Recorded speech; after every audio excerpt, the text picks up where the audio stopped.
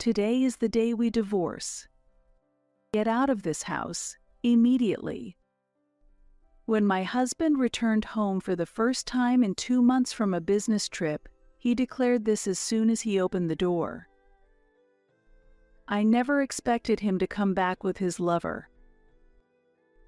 While I was too shocked to say anything, his lover boldly sat down on the sofa.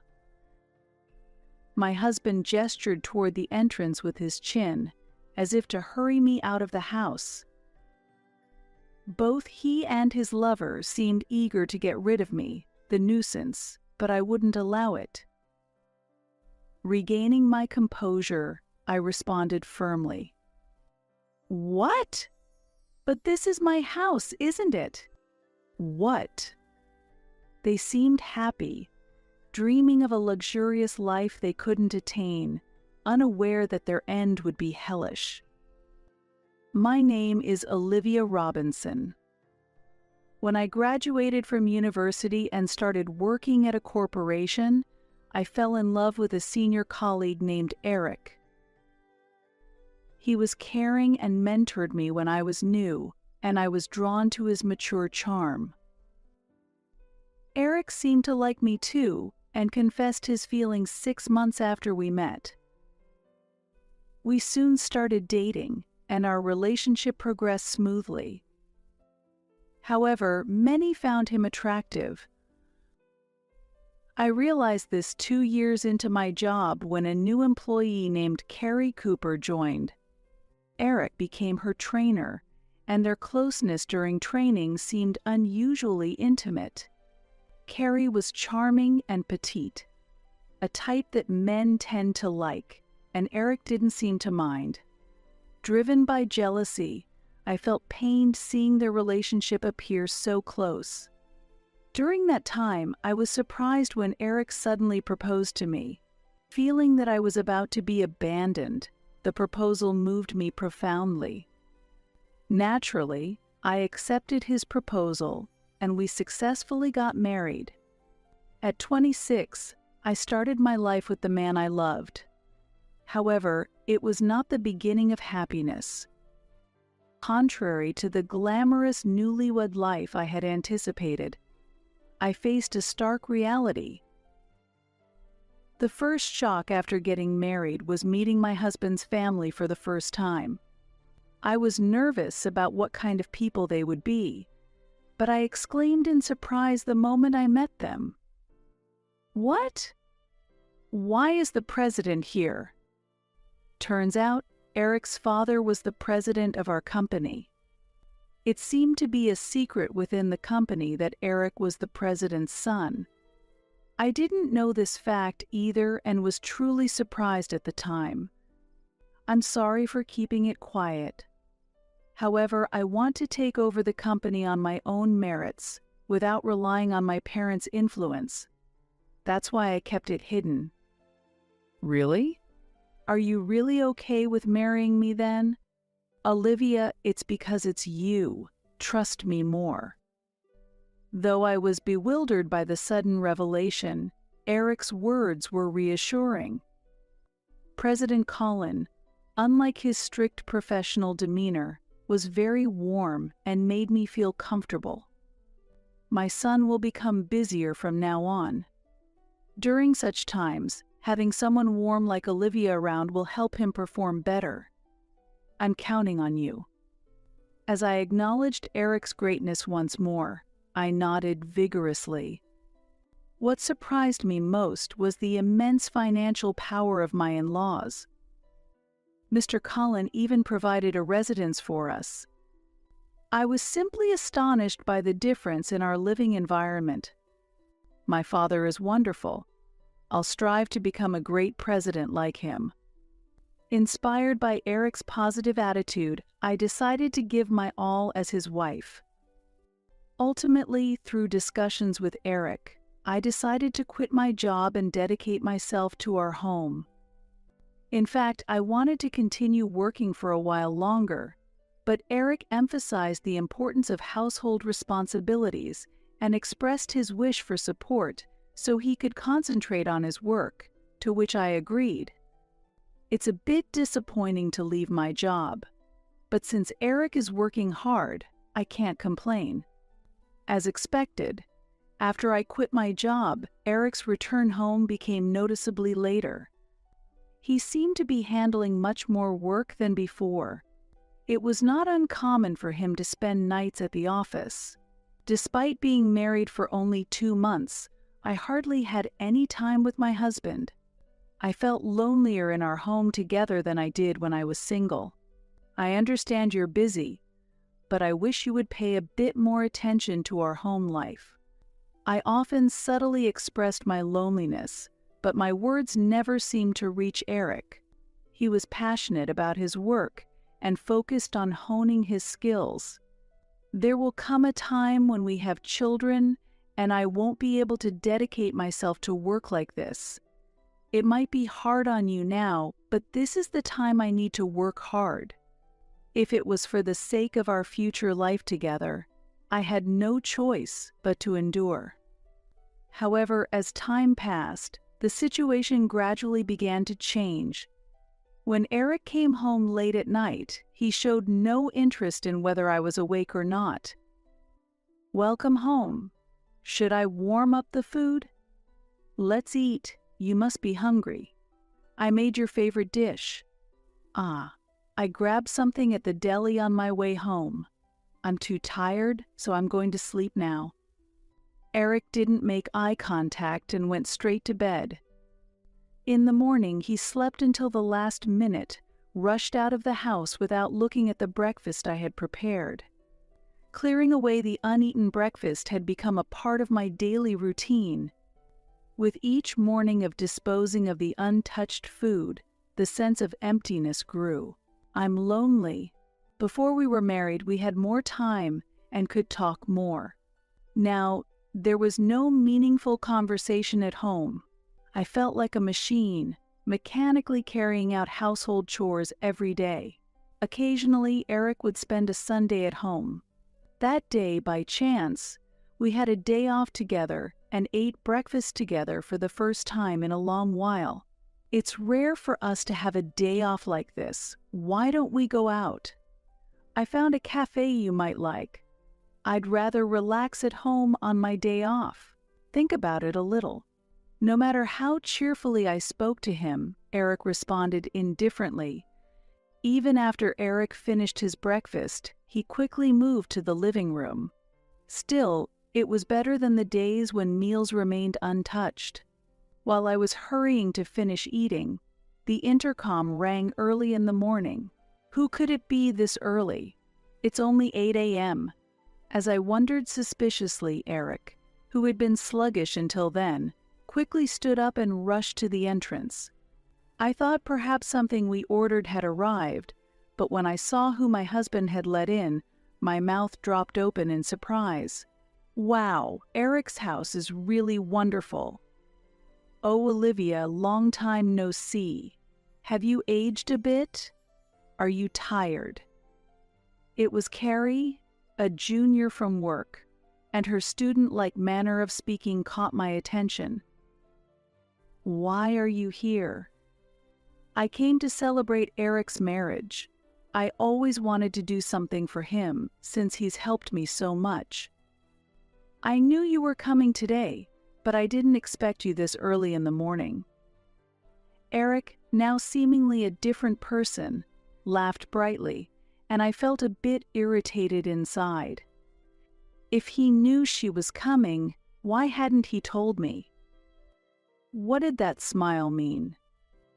Even if she was a junior, it wasn't pleasant to see my husband laughing with another woman.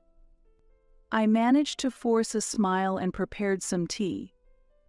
You really didn't need to go through all this trouble. Oh no, I just wanted to see Eric.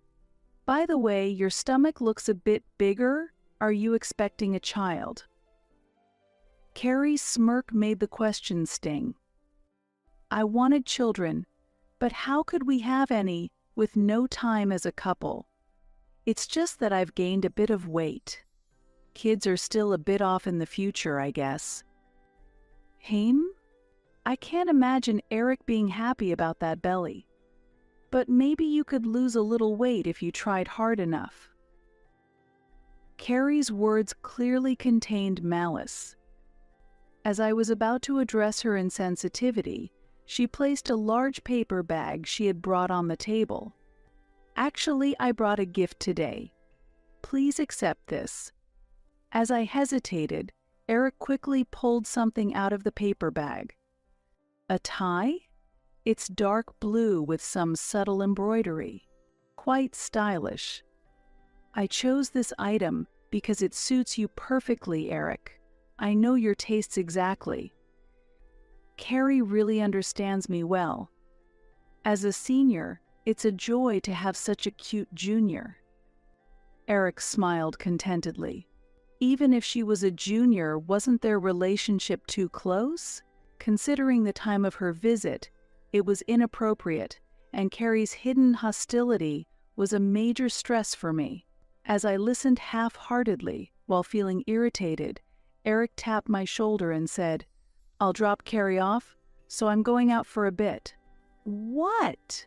"You didn't want to go out when I suggested it earlier. If you're going, I'm going too." "Don't be silly. Who will do the housework if you go out?" He laughed, pointing at the dishes, as if housework was solely my job. Angry and disappointed, I watched as Eric happily left the house with Carrie. What does this mean? Am I just some kind of housekeeper? My irritation showed no signs of settling. As I flipped the neglected calendar, I noticed summer was approaching. Next month would be my birthday.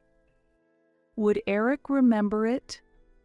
I had believed he would handle such an occasion properly, but Eric had easily betrayed that expectation. This all happened within a week of Carrie's visit. By the way, I have a business trip out of the prefecture starting next week. I'm counting on you to take care of things at home as usual. Another sudden announcement. How long will it be this time? 2 months. It's long, but it's necessary for work. Eric frowned slightly in irritation, seeming displeased with my reaction. I'm the next president, after all. Work like this is always there. I can't deal with that kind of look. Sorry, but next month is. I trailed off, my words becoming muddled. Talking about my birthday seemed pointless. After all, work came first, so my wishes stood no chance. Afterwards, I said nothing. After Eric left for his solo assignment, I sent him emails during the day and night, times I thought he might be free. I assumed he would respond to simple messages, but replies came perhaps once a week, if at all. Most messages were marked as read, and that was the end. At most, I would get a single sticker in return. This was the same on my birthday. While my family and friends celebrated with calls and bright messages, my husband Eric said nothing. Even my father-in-law Colin made the effort to visit, but Eric didn't say a word. I finally had to tell him myself that it was my birthday. The only response was a sticker saying okay. A wave of loneliness washed over me. What am I to Eric? I'm trying hard as a wife, but maybe it's all a misunderstanding. Feeling unable to bear these emotions alone any longer, I decided to have a serious talk about our future when Eric returned. And on the day Eric came back, I waited for him in the living room.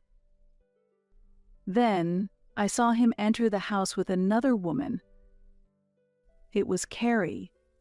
What is this? You just got back and you're doing this. Shocked, I confronted Eric and Carrie, but they boldly stated while laughing, "Today is the day we divorce. Get out of this house immediately." What do you mean, divorce? My heart was in turmoil over this unexpected turn of events. That's when Eric's mother, Sharon, appeared. I'm sorry, but Eric told me he deeply loves Carrie, and I can't abandon my son, she began. I had suspicions about Carrie and Eric before, but I never expected them to act so blatantly. As I watched, speechless, the lover boldly sat down on the sofa. Eric pointed toward the entrance, suggesting I leave immediately. Now that I've returned from my solo assignment and nearly finished my work as the successor, I don't need a housekeeper anymore. I've decided to start a new life with the honest and beautiful Carrie. She's honest? You really have no eye for women. Don't blame the young and attractive Carrie. She is the one I truly love. Say no more. Eric criticized me as if I were the problem. A truly sincere person would never commit such betrayal. They laughed triumphantly, and facing the reality I had ignored, I reached my breaking point. I had wanted to find a resolution through discussion. However, if challenged this way, I saw no reason to hold back. I regained my composure and responded, "What? But this is my house, isn't it? What?" They still seemed to be mistakenly rejoicing, thinking they had the upper hand. They are greatly mistaken if they think they can be at ease forever. This house is yours? Stop joking. This house was given to me by my father. I intend to change the ownership to my name soon. It's certainly not yours, Olivia. In that regard, the ownership has already been transferred to me. While saying this, I showed the skeptical Eric the property registry. Here is the property registry. It shows who the owner is. Eric hastily grabbed the document and scrutinized it. Then his expression gradually turned to confusion. Wait a minute. I don't understand. It really is in your name. What happened? You didn't forge the documents, did you? There's no need for such suspicion.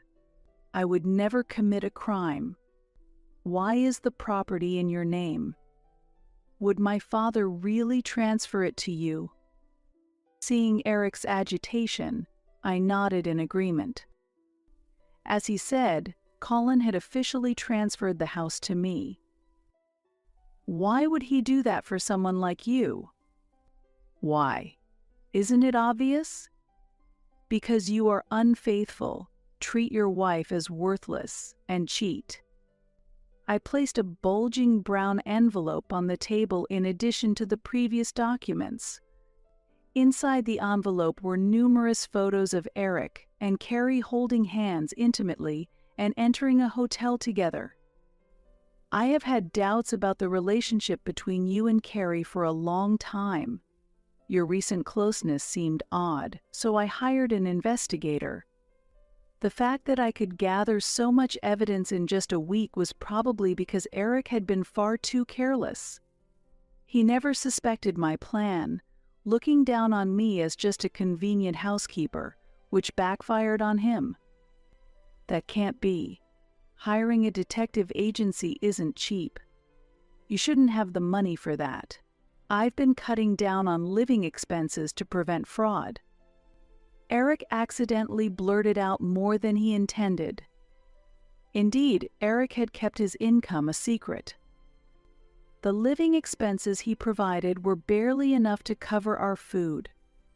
If used for household expenses, there would be almost nothing left for personal use. I don't recall buying anything for myself other than consumables after we got married. Meanwhile, he would stay out all night and squander money at nightclubs. I hadn't realized he was intentionally limiting the household budget, but it seemed that was the case. You really can only maintain yourself by belittling others. You probably thought I wouldn't hire anyone because of the lack of money. Who put you up to this? Who taught you such tactics?" In anger, he tore up the evidence photos, but I had already backed them up. While watching his futile resistance, I continued the conversation. "It was your father, Colin. If it weren't for him, I might have been crying and thrown out of the house by now." While Eric was away, I continued to battle loneliness. Many people sent me birthday wishes, but the hollow feeling in my heart remained unfilled. Engulfed in tears day and night, I hadn't noticed the sound at the entrance. "Why are you crying on your birthday, Olivia?" "Eric is away, and the room seems dark." It was Colin who appeared, saying this. He had planned a surprise for me and entered the house quietly using his spare key.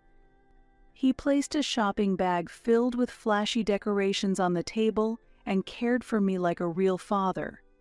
"Colin remembered my birthday when you completely neglected it, and he listened to me about your behavior. I told him everything about how I was being treated by you." Colin was furious as if it were his own matter and offered to cover the expenses for hiring a detective agency. Because of his support, I was able to request an investigation. To resort to such underhanded methods to tattle. If you disliked it, you should have come back earlier. I've heard that the business trip wasn't really for 2 months. Eric and Carrie were shaken by these words. Although Colin, the president, had ordered the business trip, it turned out that it was actually scheduled for only 1 month. "I knew this month was your birthday, Olivia's, so I planned to make sure Eric could be with her on that day." Colin shook his head, puzzled that Eric had not yet returned. A few days earlier, I had received word that he had returned from his business trip and was attending work as usual. If he hasn't returned home yet, where could he be? Perhaps lying to be with another woman. Immediately, I suspected infidelity, and Carrie's face came to mind. As I had guessed, Eric had been happily spending time at her place for about a month. The evidence photos I submitted included images of them leaving Carrie's house. A spiteful and unattractive woman resorts to despicable actions. Without youth or beauty, you must manipulate others to survive, I suppose.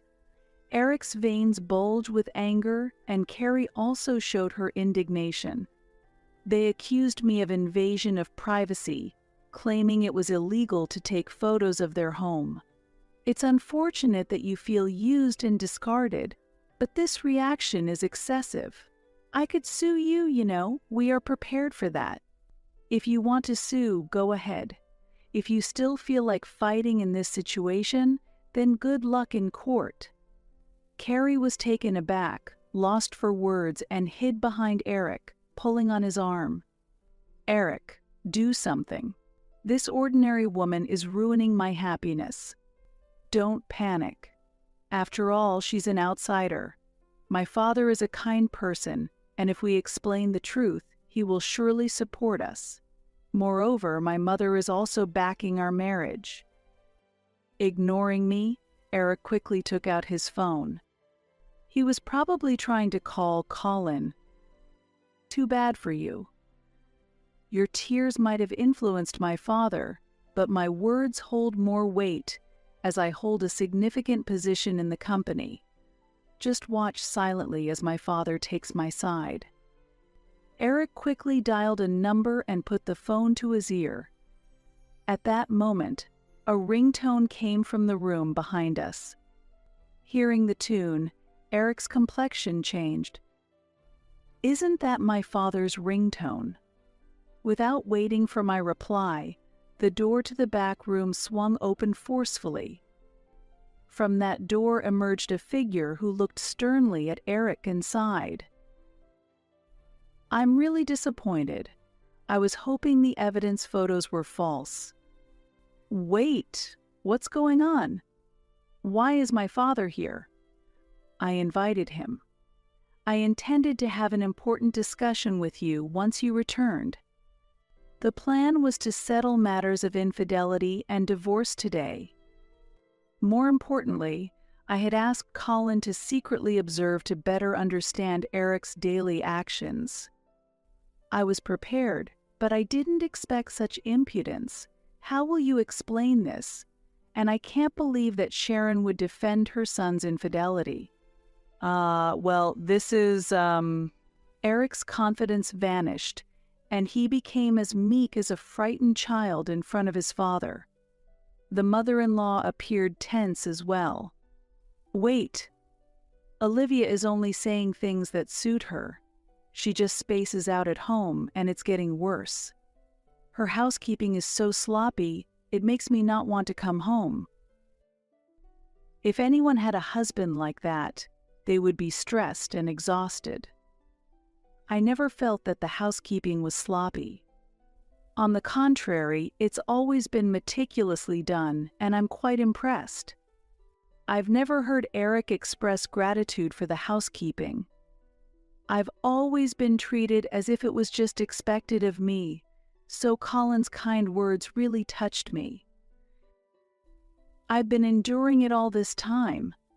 I thought I was working hard for our future. And you won't even apologize now. What? Why should I apologize? This whole situation is your fault. Our home has been taken over. Olivia is the one who should be apologizing. Eric's anger intensified when he felt cornered. Frightened, I naturally moved closer to Colin.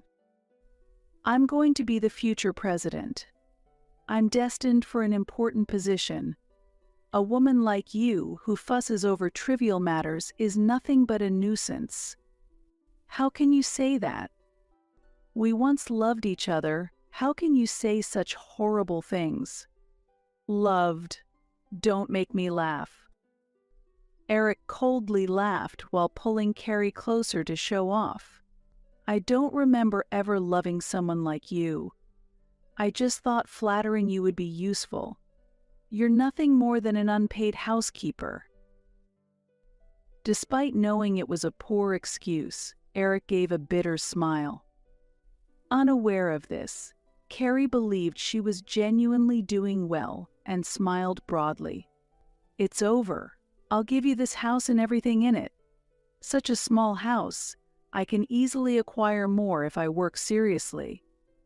As the future president, I deserve a wealthier life.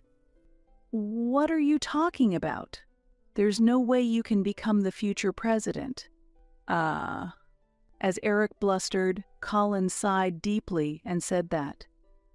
I knew that Colin was already considering firing Eric. Despite this, as a parent, Colin told me that if Eric showed any remorse, there might be some room for leniency. However, given the current situation, that seemed unlikely. Colin shook his head with a weary voice. Eric, this is the end for you. You no longer need to come to the company. The same goes for Carrie. The turmoil you two have caused within the company and the pain you've brought to our home, it's unbearable. And Sharon, I can't take it anymore. We need to consider a divorce. A large hand soothingly stroked my back. I felt a genuine warmth from Colin's kindness. Damn it, do what you want. I will live for true love with Carrie. I want nothing to do with any of you anymore. As the two tried to leave, I quickly stopped them. There was still an important issue that needed to be resolved. Wait, I will claim division of property through a lawyer. Don't try to escape. And Carrie, this applies to you too. Huh? I don't have any money. I can't pay. I don't care. You must find a way to pay. What you've done deserves it. When I glared at her sternly, Carrie was silent for a moment before muttering in a low voice. This is the worst. If I knew it would end like this, I never would have gotten involved with Eric. Eric argued back at her. Why would you say that? If there's love, none of this should be a problem, he retorted, to which she continued. With that love, will you earn it for me? I don't need a man who has no money. Revealing her true intentions were focused on financial value. Eric was left behind, meekly following the younger woman he had claimed to love. Was that truly the love he sought? I couldn't imagine such a relationship lasting long. Are you okay? You seem very tired. You should rest, Colin said with concern. Thank you. I'm really sorry for having you take on such an unpleasant role, and considering what's happening with your wife, I truly feel sorry, I replied, filled with remorse. Colin, while stroking his chin thoughtfully, shifted his gaze to me and said, It's reassuring to know you rely on me, but I'm also contemplating what to do about the successor issue. How are your job prospects looking, Olivia? He asked. I haven't decided on anything concrete yet. I plan to start looking for a job once things settle down a bit, I responded. In that case, how about working here again? We're short-handed since 2 employees have left, Colin suggested. I was surprised by his unexpected proposal, but Colin nodded with a warm smile, making me feel truly appreciated. A person of your integrity would be highly valued anywhere. Think of this as a kind of scouting. What do you think? He asked, and I nodded repeatedly, my eyes welling up with tears. Being rejected so many times by Eric had been painful. Even after I had stood up to him, I hadn't found the energy to take the next step forward. However, knowing that someone valued my efforts made me eager to respond with all my energy. I'm still inexperienced, but I look forward to working with you, I answered with renewed resolve. After overcoming many hardships, I was ready to step through a new door in my life. 6 months later, I returned to the workplace as Colin's secretary. The knowledge from the secretarial studies I had undertaken, thinking it might be useful when Eric was appointed president, proved to be very beneficial now. My salary had increased, and both my work and personal life were more fulfilling than ever. One day during lunchtime, I received an unexpected call from a familiar number. Eric?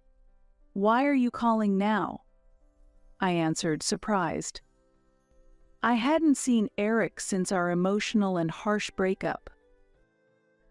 The divorce had already been finalized, and I had claimed $50,000 in property division from him.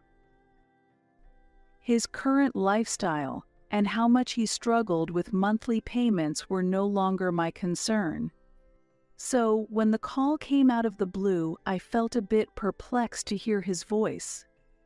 After trying to ignore the call a few times, the persistent ringing of my smartphone eventually got to me, and I answered. I'm actually on a break at work right now, but what do you need? I asked in a somewhat exasperated tone. You finally picked up. Help me, Olivia. On the other end of the phone, Eric's voice trembled, as if he was frightened by something. I maintained my composure to try to halt his disheveled story temporarily. I don't understand what's happened, but why should I help you? Aren't you supposed to be with your beautiful and wonderful wife, confirming your true love? I questioned. There is no such thing as true love. Carrie was really the worst. Eric's voice was a mix of regret and anger. He began to divulge what had happened since our divorce. After losing all his assets, Eric was living in a small apartment with Carrie. Despite his wounded pride, he worked multiple part-time jobs to support their living. But his efforts were in vain, as Carrie completely trampled over him. She was seeing several other men and now wants to leave me because I am poor. Eric explained in a pained voice. Carrie's attraction to him had been not for his personality, but for his anticipated position as the future president. Once he lost that position, he also lost his value to Carrie, and she promptly abandoned him. Despite having gone into debt to buy Carrie a car, she had disappeared with it. Now he was being chased by debt collectors, living his absolute worst days, as Eric confided. His voice was laden with clear despair, and even over the phone, his dejection was palpable. Isn't this situation something that didn't just start now? Have you really been completely unaware up until now? I asked. Confused, he replied. What do you mean? Did you know something about Carrie's affairs? While I hesitated to confuse him further, I had known about some of her actions from when I had his behavior investigated. The detective had recorded other men visiting her house during that investigation. In fact, I had never shown Eric the evidence of photos of these visits. I had only shown him evidence of his own dishonesty. Since it wasn't the information I needed, I didn't particularly care about it. I explained calmly. If you had told me that information from the beginning, I wouldn't have ended up in this situation. Eric said angrily, but then took a deep breath and suddenly changed to a gentler tone. Actually, I really need a wise woman like you, Olivia. You must have been lonely too, right? Why don't we start over? He suggested. His sweet words sent a chill down my spine. Unfortunately, my life, both work and personal, is quite fulfilling now. Honestly, even if I had the time, starting a new relationship with you again would be impossible. I firmly stated. Desperate, he pleaded. Then, could you at least lend me some money? If the debt collectors find me, I can't even begin to imagine what terrible things might happen. Despite his plea, I coldly ended the call in the middle and added his number to the blocked list. What happens to Eric from here on is no longer my concern. Considering the difficult situation Carrie will likely face, I can only think that she brought this upon herself. Carrie always seems to be good at catching disreputable men. I muttered to myself unintentionally. According to the investigation report on her affairs, her lovers were uniformly a group of no-goods, all saddled with debt. Among them, Eric was just a small fry. I will never choose such a path. I will live my life seriously and diligently. I also want to show my gratitude to Colin properly. I vowed to myself. That was the last time I heard from Eric. A few days later, I received a call from the lawyer informing me that Eric had paid the property division in full. Surprisingly, the funds he used came from a shady lender, and due to this, he was being forced into harsh labor to repay his debt.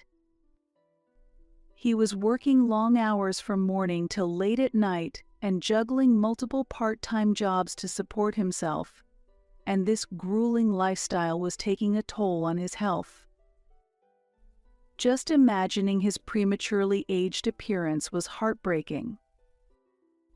According to what I heard, he still lives nearby, but he has changed so much that even if I saw him on the street by chance, I probably wouldn't recognize him. As for Carrie, her situation hasn't changed. She is still struggling to pay off her debts. Just as I had anticipated, She was deceived by her former lovers and now has no choice but to work in the nightlife industry. Carrie used to play a game of ensnaring men and then abandoning them, but now she is being exploited by another man and works nightly to meet his demands. Once young and attractive, she now suffers from sleep deprivation, which has diminished her beauty. Her skin has become rough, and frequent drinking has made her voice hoarse. I can't help but feel pity for her drastic transformation. Seeing how far she has fallen and her miserable state, it pains me to see how much a person can change. On Colin's side, after his divorce from Sharon was finalized, she has been living a modest yet lonely life. As for myself, I continue to work as Colin's secretary and am by his side. He has started to discuss the future of the business and the possibility of considering a successor soon. Someone trustworthy like you, Olivia, could confidently be entrusted with this company. Colin often says, to which I reply, I am flattered by your words, but I am still a novice and would like to continue learning a lot from you, Colin. While I may still lack experience and knowledge, I strongly aspire to one day confidently take over this company and further develop the achievements Colin has built, becoming a commendable business leader. I believe this is the greatest way I can express my gratitude to Colin.